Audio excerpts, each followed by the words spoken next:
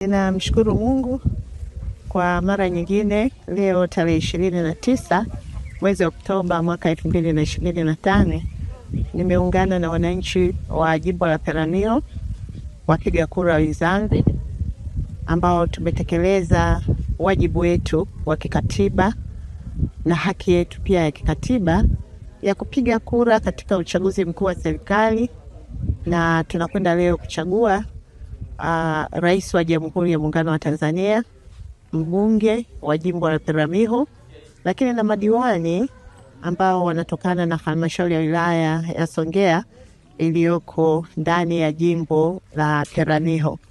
Kwa hiyo nichukue nafasi hii kwanza kumshukuru Mwenyezi Mungu, lakini nishukuru Tume Huru ya Uchaguzi. Maandalizi yao ni mazuri. Tumeweza kupata fursa ya kutembea vituo kadhaa, lakini na hapa tulipo mahala ambapo nimepiga kura mimi pia kama mgombea ubunge wa jimbo la Peramiho, kwa kweli kazi inaendelea vizuri. Kazi imeanza toka mapema sana asubuhi na wapiga kura wengi wameshajitokeza. Katika kituo hiki kuna wapiga kura zaidi ya 644.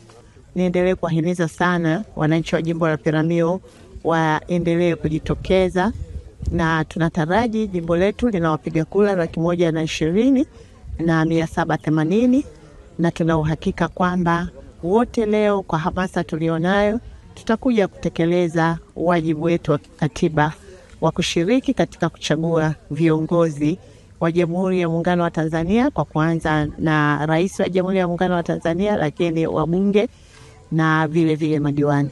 Mwamko ni mkubwa sana na hali ya amani na utulivu ni ya kuridhisha. Hakuna vurugu hata kidogo.